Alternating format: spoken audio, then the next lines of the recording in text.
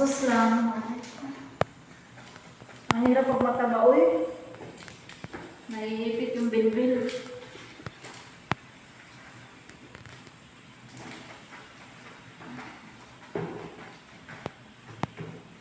Boy.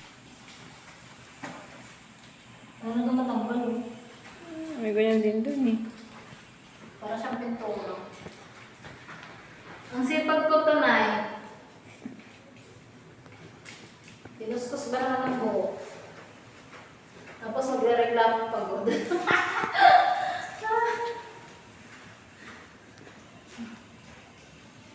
Salamat sa kasamahan ko, ano. Madaling pakiusapan. May taga-video ko, guys. Kaya nagawa ko to. Hindi na magtatrabaho dito na lang. Siya na magsasahod. Ako na magpapasahod sa sarili ko someday. So, yan. Nabubuti. Ito pa.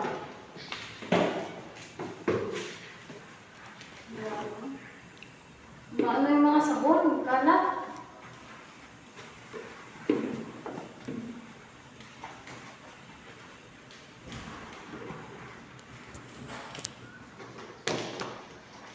May, ano ba, isang tao lang siguro laging nagkaano dito, nagtatapon ng toothpick.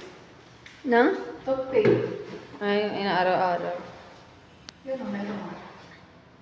Oh. Meron yung sila. Pag nagbuhos ako ng tubig, mamaya yan. Ba't sipag ko ngayon? Sipag ko nga. Diba?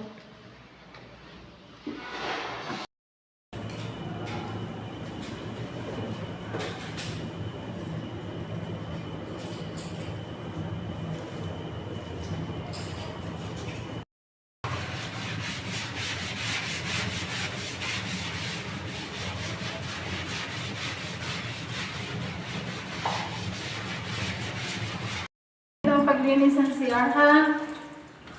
Oh, more on kus. Pag hindi ka sanay, masakit sa balakang kasi kailangan mo tumuwad ng tumuwad para abutin yung mga nasa ilalim. Ayan, ganito ang buhay housekeeping, guys. Buhay ng alipin ang salapin. Shout out sa taga-picture ko, taga-video ko. Ganito ang tamang paglilinis, nasanay ka sa... Magdidemo ako dito, magdidemo. Ganito ang paglilinis, ha? Kailangan yan, kuskusin yung ilalim, kasi yan yung laging nako-concern.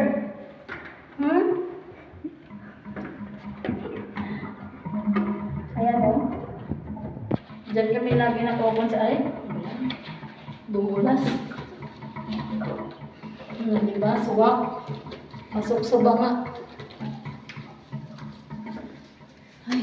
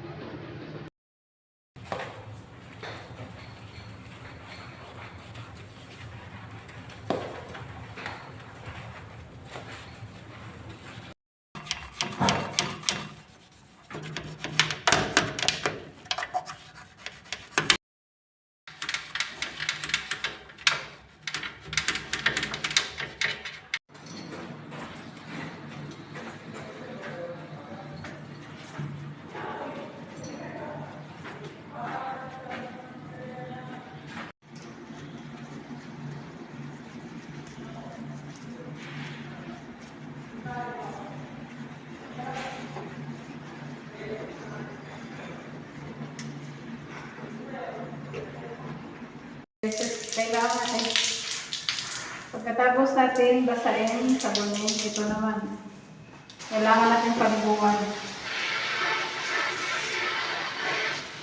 Maliguan para fresh. Fresh na ang paggamit. Buti na lang ano no, andi tubig eh no.